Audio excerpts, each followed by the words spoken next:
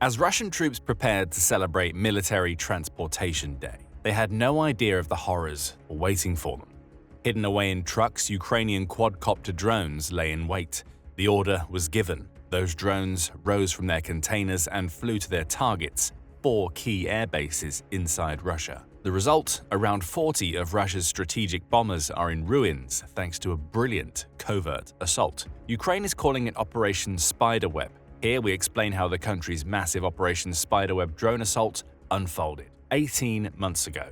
Planning begins for Operation Spiderweb. We know this because Ukrainian President Volodymyr Zelensky took to X in the wake of the attack to say as such. The preparation took over a year and a half. Planning, organization, every detail was perfectly executed. It can be said with confidence that this was an absolutely unique operation, Zelensky said. He's not wrong. Though the early planning stages are shrouded in secrecy and likely took place in Ukraine, Zelensky has also revealed that much of the early stages of the operation were conducted inside Russia itself. What's more interesting, Ukraine's president said, and this can now be stated publicly, is that the office of our operation on Russian territory was located directly next to FSB headquarters in one of their regions. Think about that for a moment. As Russia spent the last 18 months pelting Ukraine with drones, missiles, and glide bombs, Ukraine was working in secret on Russian territory. Its operatives, constantly under threat of being discovered, were so brazen as to work right next door to an FSB building. For context, the FSB is Russia's Federal Security Service, responsible for implementing government policy. Specifically, the FSB handles counterterrorism operations and the protection of Russia's borders. Ukraine was working right next door to the very organization that was designed to stop it. The FSB failed. Early planning was meticulous and kept as secret as possible. Speaking to Newsweek, a former Ukrainian SBU security service agent named Ivan Stupek suggested that only 5 people knew about the audacious plan as it was first formulated. More would be let in on the operation as it progressed. However, those initial 5, which included President Zelensky, concocted an operation that would see Ukraine sneak 117 drones into Russia to target several key Russian airfields. How? We'll get to that soon. First, Ukraine had to choose some targets between January 2024 and June 2025. Operation Spiderweb didn't come together all at once. It required careful planning, which started with the selection of targets for Ukraine's drones. Over the next few months, theories and potential decisions were batted back and forth between the 5 people who knew of the operation. Which airfields should we target? Why? How do we maximize the return on our investment of sending over 100 drones and several SBU operatives onto Russian territory? Those questions will likely have played on Zelensky's mind for months, along with the other 4 people planning the operation. However, as we now know, Ukraine eventually settled on 4 specific Russian airfields, each of which is home to the strategic bombers Russia is using to attack Ukraine. The Center for Strategic and International Studies, or CSIS, gives us the rundown of the chosen targets. Spanning the width and breadth of Russia, these 4 airfields were hundreds of miles apart, with CSIS speculating that the distance between them is likely what inspired the Operation Spiderweb codename. First, there's Olenia Air Base. Nestled in the Murmansk Oblast on Russia's Kola Peninsula, Olenia is about 1,180 miles north of Ukraine. It was an obvious target thanks to being home to Russia's 40th Composite Aviation Regiment, which CSIS says includes a full squadron of Tu-22M3 bombers. Olenia is also home to several Tu-95 MS bombers, which were moved to the base from elsewhere after Russian President Vladimir Putin invaded Ukraine. This combination of aircraft made Olenia one of the key launching points for Russia's long-range missile attacks against Ukraine. And why wouldn't it be? Murmansk is remote thanks to its Arctic location. Ukraine would never have a chance of hitting the base. He would soon be proven wrong. Next up was Belaya Air Base in the Irkutsk Oblast. If Olenia was believed to be unreachable, Putin would have had no worries about the Belaya Air Base. Nestled deep in Siberia, the base is a staggering 2,480 miles away from Ukraine. Even with Ukraine's efforts to build more long-range drones, it intends to have 30,000 of them by the end of 2025, Belaya was almost certain to avoid any sort of threat in Putin's mind. Ukraine had other ideas. It wanted to hit Belaya because it's home to Russia's 220th Heavy Bomber Aviation Regiment, which flies Tu-22M3 bombers capable of firing Russia's supersonic Kh-22 cruise missile. Ukraine was going to hit this base, it would have to do something it had never done before: strike a target in Siberia. With the 2 extreme long-range targets selected, Ukraine opted for 2 more bases a little closer to home. Dyagalevo Air Base, located in Ryazan Oblast, was chosen as the 3rd target. This base is a little different from the other 2. Located a little over 290 miles away from Ukraine's border, Dyagalevo is a training ground for Russia's pilots.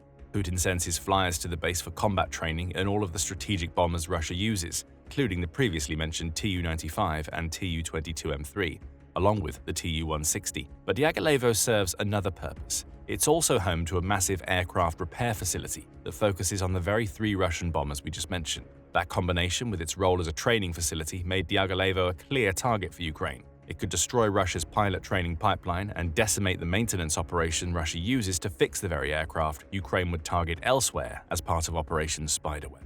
Last but certainly not least was Ivanovo Air Base, which is located in the oblast of the same name. About 430 miles away from Ukraine, Ivanovo is where Russia keeps most of its A-50 Airborne Warning and Control System, or AWACS, aircraft. These aircraft have a far different purpose from the bombers Ukraine would target elsewhere. A-50 AWACS planes help other aircraft detect air defense systems, coordinate their movements, and track incoming aerial threats. They're valuable support systems, with Russia fielding 12 of them in total. Losing a single A-50 AWACS would be devastating to Putin. Ivanovo became the 4th target in Operation Spiderweb as a result. With the 4 key targets selected, Ukraine realized it had its ambitious plans. But if it could pull off this operation, it would destroy a huge portion of Russia's bomber fleet, take out its repair facilities, and decimate at least one of the valuable support aircraft those bombers rely upon to do their work. Meticulous planning continued deep into 2025. Ukraine just had to choose a date, sometime in 2025. We don't know precisely when Ukraine chose June 1st to launch Operation Spiderweb, but we know the date is significant for 2 reasons: revenge and symbolism. On the revenge side, Operation Spiderweb was carried out the day after Russia launched its largest ever drone assault on Ukraine. According to the Institute for the Study of War, or ISW, Russia sent a staggering 472 Shahid and decoy drones into Ukrainian territory on the night of May 31st and into June 1st. Those drones were accompanied by missiles and targeted several Ukrainian territories. Kursk, Bryansk, and Oryol were the directions from which the drone hordes were unleashed, with the unmanned aerial vehicles targeting almost all of Ukraine. The ISW says the Ukrainian Air Force shot down a trio of Russia's Kh-101 and Iskander-K missiles during the attack, along with destroying 213 of the drones in the north, east, south, and west of the country. Another 172 of Russia's drones were either lost or suppressed by Ukraine's electronic warfare systems. Still, some of Russia's drones got through.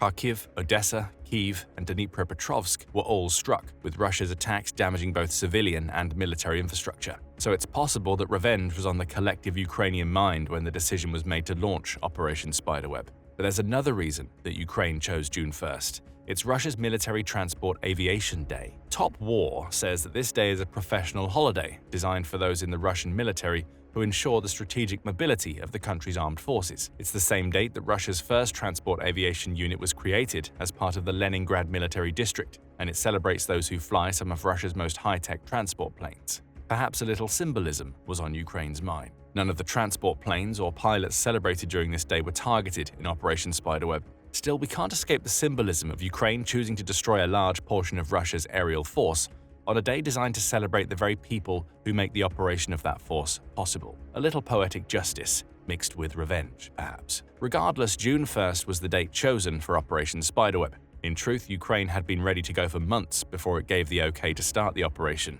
Throughout 2025, Operation Spiderweb would not have been possible without a dedicated and intelligent smuggling campaign. Speaking to the BBC, the head of the security service of Ukraine, Vasyl Malyuk, says that Ukraine smuggled short-range drones deep into Russia's territory. It had to. Using long-range drones wasn't an option for the airfields located in Siberia and near the Arctic. Even if those drones had the range needed, huge risks were attached to sending them into Russia. The amount of time the drones would need to spend in the air would give Russia plenty of chances to shoot them down before they ever reached their targets. Instead, Malyuk and his team came up with another plan. Ukraine's drones would be smuggled into Russia via lorries. Of course, they had to be hidden from view. Those lorries carried large wooden cabins that contained Ukraine's drones, but another layer of subterfuge was needed. Ukraine couldn't just pack crates with drones and expect to get away with it. A simple check by a Russian border agent would be the end of that scheme. So each of the wooden crates has a secret sealing compartment built into its top, in which Ukraine concealed its drones. The last piece of the puzzle was the remote-operated detachable roof installed onto each crate. When the time was right, Ukraine would simply press a button to open the roof,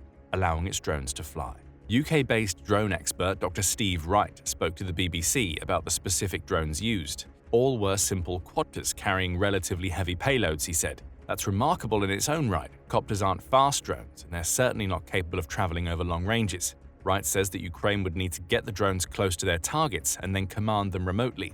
likely using a link relayed through the internet or a satellite, May 31st to June 1st. As Russia launched its largest ever drone assault against Ukraine, the few who knew about Operation Spiderweb were sending orders. Deception would be a key part of their strategy. With its wooden crates already stored in warehouses near the targets Ukraine intended to hit, there was only one thing left to do: give the order to move the crates within range. Only that order didn't go to Ukrainian operatives working inside Russia. According to CSIS, Ukraine uses a clever deception strategy that saw it recruit everyday Russian truck drivers to deliver its mobile drone launchers to the appropriate sites. The drivers had no idea what they were transporting. Ukraine camouflaged its wooden crates as standard cargo loads.